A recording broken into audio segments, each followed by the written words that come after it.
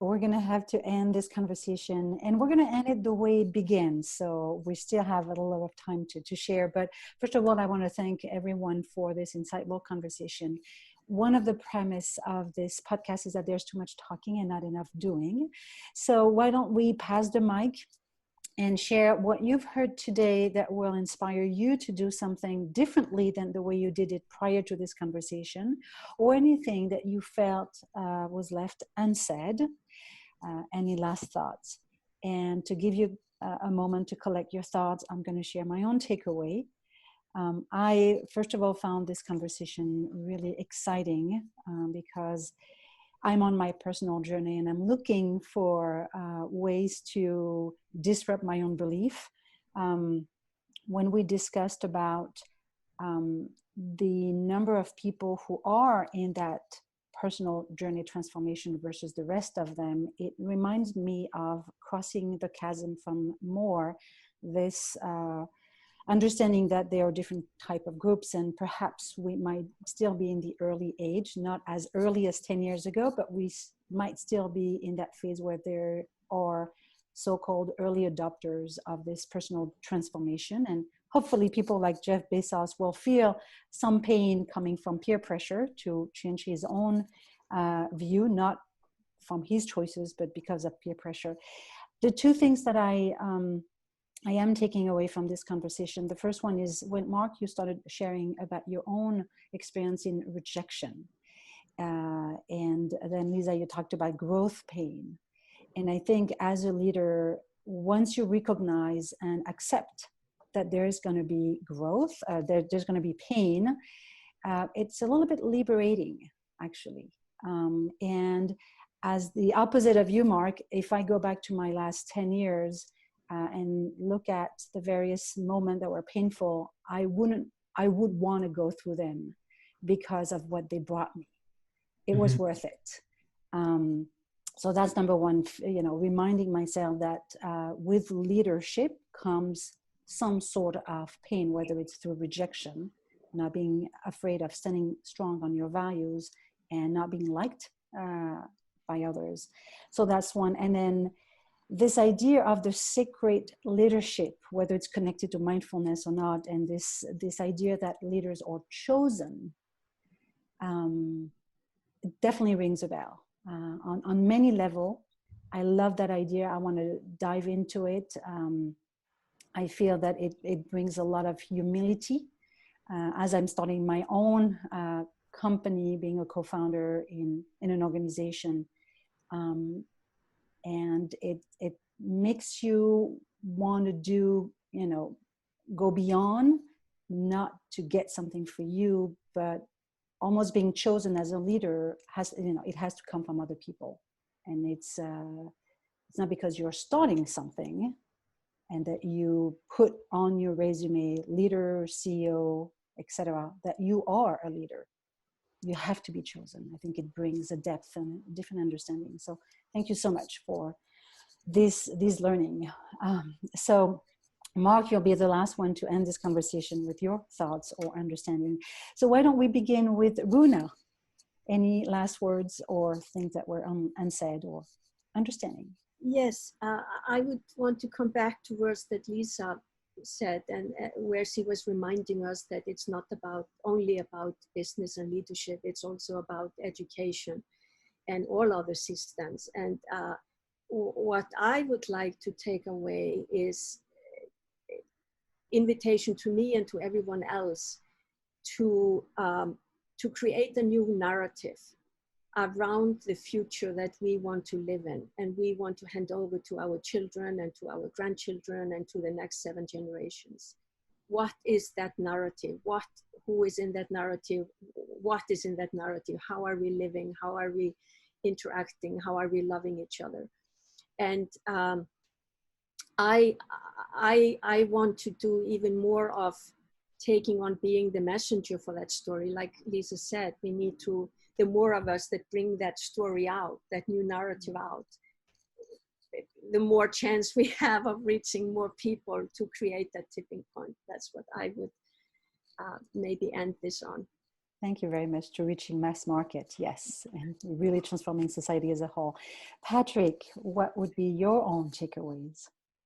To all my fellow leadership and heart astronauts out there with our Space Commander Virginia here, I think the biggest takeaway for me would be to emphasize very keenly Runa's dynamic that through great trials and tribulation comes a tremendous growth, tremendous growth, right? And in a unique way, we could probably take Lisa's very astute point that leaders are chosen, which is kind of something we've forgotten. You know, we really have forgotten that dynamic. I can put up as much marketing as I want and say I'm a leader and say I'm a CEO and say I'm a XYZ, and we're in a society of self-labeling, right? And not as much earning as it could be. So through tremendous adversity, which is what I think everyone's going through right now, we're going to be taking a step back. We're going to be developing ourselves, and we're going to see, hopefully, a lot of leaders choose themselves, and in so that will inspire other people to improve their leadership abilities as well. So, you know, I loved everyone's points, but those two resonated with me really, really strongly. And thanks again, Virginia, for including me. I appreciate it.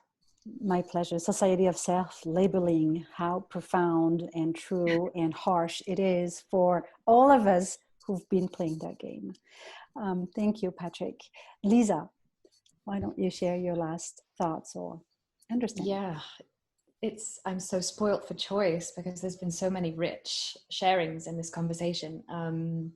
But I think building on what you shared there, Patrick, about leaders being chosen, I saw once this image of the difference between an org chart with the sort of, you know, hierarchical boxes, and then they actually mapped influence in the organization. Like, who did people go to when they wanted help or when they wanted to get something done? And it was a totally different person at the heart of that compared to who was at the top of the org chart. So I think it's really interesting, this idea of like creating systems where leaders can emerge and be chosen, and where we can nourish other leaders, right? I think that's the ultimate task of leadership, is to help develop more leaders. And yeah, I'm sort of walking away, I think, with this troubled feeling about, you know, the Jeff Bezos and the Elon Musks of the world. And I really hope that that Jeff is inspired by some of the great examples in health and social care at the moment, like Buurtzorg in the Netherlands, where they're reinventing what it looks like, because they have to, because this sector is, you know, it's crumbling in these old systems. It's not working. And there's a few great examples of organizations totally decentralizing their systems and being so much more human, both in terms of employees, but in terms of patients and people they care for, you know, human person-centered care. So I really hope that he takes inspiration from that, and that Colin kind of helps us there. And so I'd love to be optimistic. And yeah, thank you so much for inviting me into this conversation.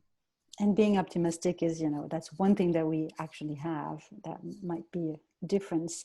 Thank you so much. Mark. Virginia, I want to start by saying thank you for organizing this and bringing us all together. You did a really wonderful job. You did a lot of work behind the scenes. And I just want to make sure everybody knows that you are the thought leader that put all of this together. So thank you very much. You're too kind. Thank you. I mean, you know, I think just final thoughts on this is that we talk about pain.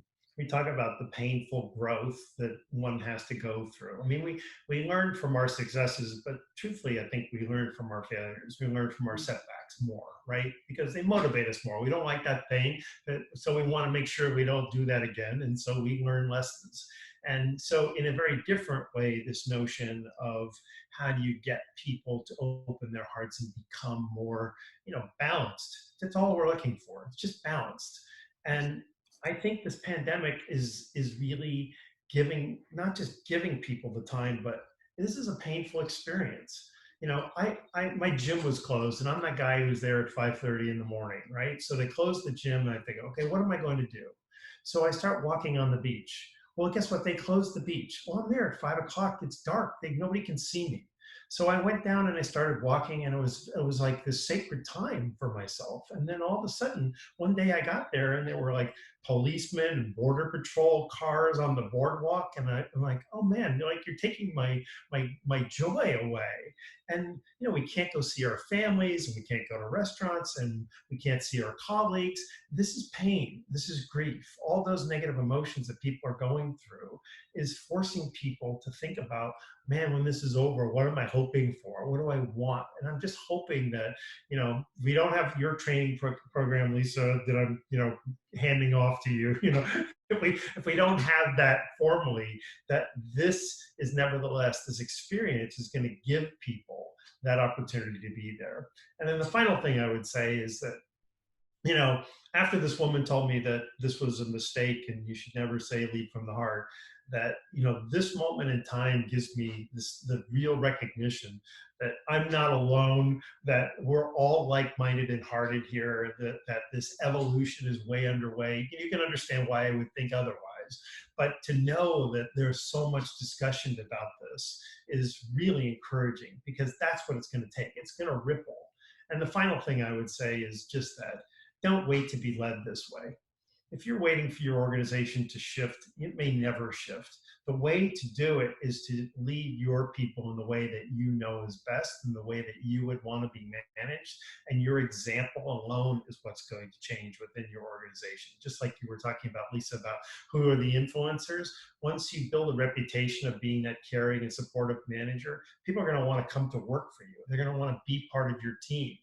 And so even if the guy at the top or the person at the top isn't on board, or senior management thinks this is crazy, you can create the ripple in your own organization simply by leading from the heart and your own instincts, and your people will thank you for doing